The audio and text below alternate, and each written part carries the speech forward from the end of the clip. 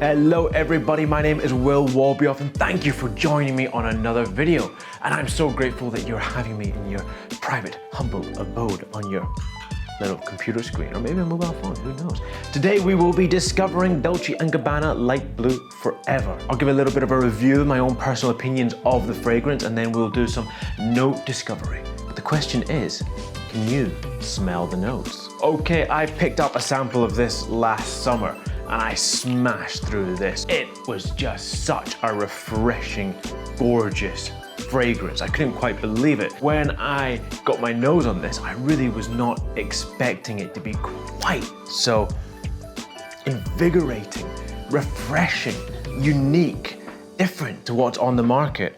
It is the most outrageously hyper-realistic grapefruit opening. It's citrusy, it's really fresh in your face. It's just gorgeous. I used to eat a grapefruit every morning for breakfast, and this smell, it just brings back those memories of slicing it in half, getting your spoon, digging out the segments. It sprays you in your face. When you get that juice in your kind of the half bowl and you squeeze it up into your mouth, oh, it's just that. It is so hyper realistic. It's so fresh. It's so juicy. I feel as if I'm sitting on a beach. It's early morning. I can hear the waves in the distance. I'm just thinking, when am I gonna have my first ice cold light lager for the day? It's holidays. It's refreshing. How many times can I say refreshing in my opinion of this? It is just gorgeous.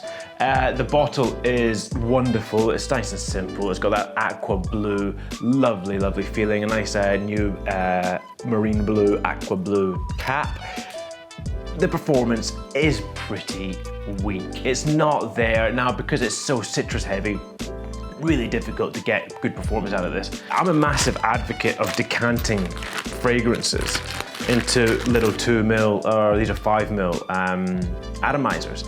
So I've got no problem in decanting this into a little 5ml atomizer and sticking it in my pocket if I'm going out for the day. I would just love to have a quick spray in the sunshine, sitting in a park, and just watch people's reactions as they witness this opening. Oh, one of the best openings. So enough of this nonsensical whiffle waffle. Let's get on with some note discovery.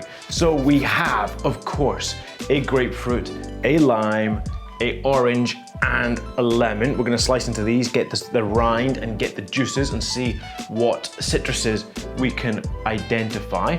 Then in the natural raw materials, we have lime, grapefruit, bergamot, vetiver, and patchouli. And in the ozonic notes, in the aroma chemicals, we have florazone, helenial, and cologne. In the white musks, we have galaxolide and tonalid. We have linalool and timber silk for that kind of nice cotton, fresh cotton on washed skin kind of feel. And we have some aldehydes, C18 and C14. I think it's probably got, it has a lot of complex things to pull down that grapefruit, because if it was just grapefruit, it would just zing and be gone. I also know that grapefruit, you can't really use much because it's sensitive to light, so you can't really use much in a formula. Not that it bothers me though, because I don't sell my perfumes, I just make them, and I'm an amateur, I just do what I want. No doubt I'll come out in boils and rashes one day, and I will only have myself to blame. So we shall give a fresh spray here on that scent strip, a fresh spray here, and that was about 10 minutes ago, so that's doing a nice dry down already. God, that eruption of grapefruit. If you haven't nosed this, you have to go out and just give it a try. You can see the sun is shining outside, spring is in the air, summer's coming, it's gonna be a hot one. Whew. This is gonna be perfect. So first of all, let's, of course, slice into our grapefruit, because that is what it's all about. We're gonna just use the rind first of all. The realism of this is just staggering. This is sweeter, but Normally when you're doing note discovery like this, which I suggest all of you do if you're into fragrances and you have a leather fragrance, grab something leather, smell the fragrance, smell the leather, and just see where it sits in the spectrum of scent. But normally you're pulling out, and it's like, I kind of explain it like a spectrum of color, and you just suddenly pull out the reds or the violets or the yellows, and they just, as soon as you smell the original material, you can kind of identify where it is. But with this, it's not pulling out a spectrum. It's like the whole thing is just there. It's just the full rainbow of grapefruit. This is far more bitter. This is sweeter, and the sweetness will be coming from a combination of other aroma chemicals. Maybe an orange, like sweet orange, to kind of bring that bitterness down. There we are. That should be good. Oh, juicy. Wow. Wow. So much sweeter. How would I even begin to describe this? Yeah, you know what? I will use these adjectives.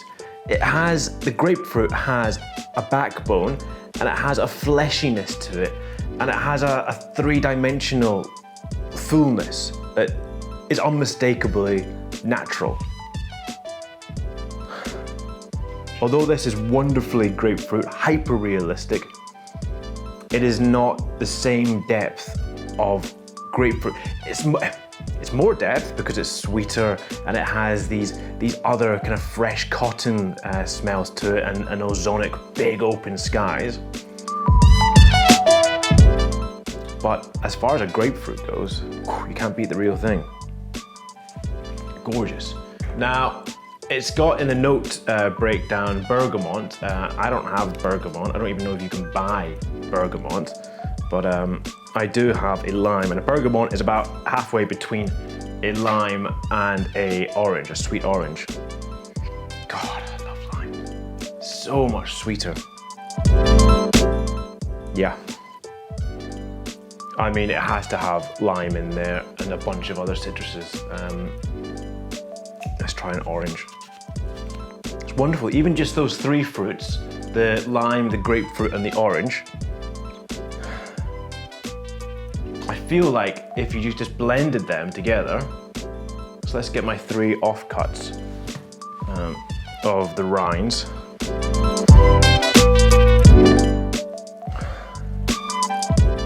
It's unbelievably naturalistic.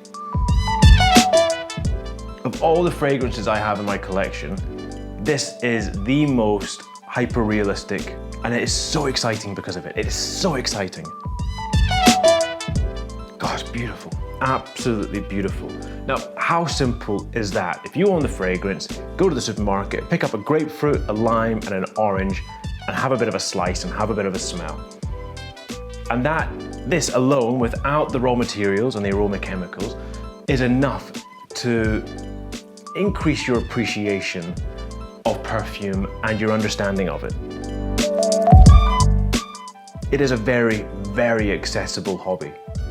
And now onto the slightly lesser accessible end of things, the raw materials. Still very accessible, still very affordable, all this stuff. So let's try the grapefruit. Amazingly, it's actually dirtier and less fresh, the grapefruit here, but much more akin to this, to the actual perfume. And what I was saying when I was smelling the grapefruit is that it was fleshy and it had more of a backbone. And you can definitely feel it smelling this. This has less of a backbone and less fleshy, less fibrous. Very strange adjectives to use, but maybe my scent vocabulary isn't up to scratch. Oh, bergamot is so good. It's sweet, it's citrusy, it's a little bit spicy. It's dialed down from grapefruit in terms of bitterness. And there's buckets of it in there. Oh, it's just gorgeous, absolutely gorgeous. I will go into the ozonic raw materials, the aroma chemicals. Now, An ozonic accord is a fabricated accord. It's made to represent big open blue skies, fresh air. If you're standing at the top of a cliff and the wind's hitting you, slightly aquatic notes to it, or aquatic feels. That floor zone is so open and so fresh and big skies. It's strange how a smell can smell open. It's confusing to me, and I don't know if 2 or 3 years ago, if I'd smelt this, I'd have used an adjective like open, expansive, blue. Is that how I would have described it, or would I have just described it as a slightly sweet smelling water? But I can smell that in there. Oh, I'd love to know what the ozonic accord actually is and maybe try and replicate it. If any of you are more than just amateur perfumers like me and actually know what's going on in some of these perfumes, do let me know. Either send me a message or write in the comments. Helenial. Ooh, much sweeter, much sweeter, a bit dirtier, a bit more musky. Quite sugary. Now I don't know if that's where the sweetness is coming from. I can't really identify it, but that might just be being added to kind of give a bit of sweetness to it. Let's try the cologne. Ooh, hello. Oh, now we're talking. That's really sweet. That's very sweet, almost kind of creme brulee sweet. But with a huge dose of freshness to it. Let's get on to some of the white musks. We have Galaxolide. Again, sweet. With a musk, kind of a dusty room. Bookshelf. And these musks, I'm sure, are being used to drag all the citruses down and give them some longevity. I mentioned that the longevity of this isn't really that amazing. This is now where I'm feeling like the spectrum of the scent, and then it's just like, you know, the little dots are coming up when you actually get to identify some of the fragrances, some of the scents. Tonal lid has a bit more of a acidic smell to it, very strong. I think that could be being used in there. This is at 10%. Because now I'm smelling it, it does have a slightly balsamic sweetness to it, maybe? And that tonal lid is, I think that could be a kind of,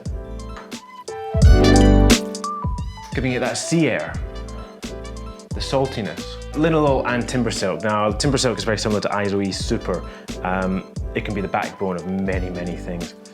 And linalool is a fresh cotton smell. Ooh, hello. Now, linalool on its own is not a very pleasant smell. I find it a little bit too green, a little bit too fresh cut grass. It gives such a freshness to things.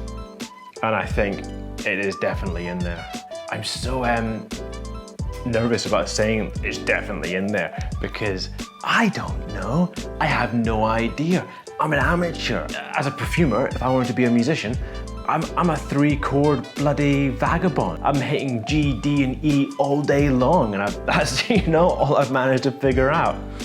But it's a journey, and I'm growing along my journey, and I'm trying to share, you know, what I'm doing with you guys, so we can be on the journey together. Oh, lovely. Timber silk.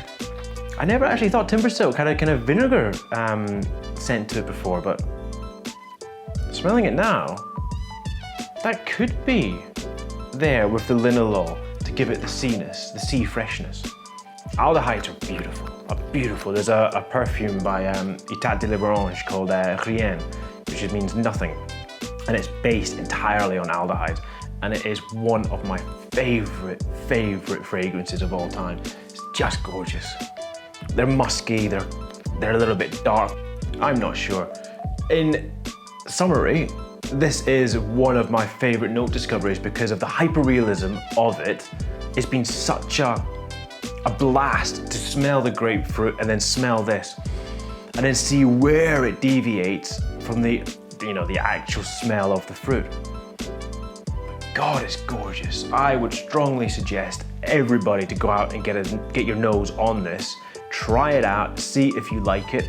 In terms of its freshness, its approach, its novelty, the fact it's reinvigorated the entire Dolce & Gabbana line for me, it's gotta be a 9 out of 10. I just find it gorgeous. And I'll be wearing it for the rest of the day, for the rest of the month, and probably for the rest of the summer. It may well become my #1 spot for my summer fragrances. Ooh, Terre de Hermes. Is it gonna last? Is it gonna hold on? If you've enjoyed this video, why not give it a like? Why not subscribe to the channel?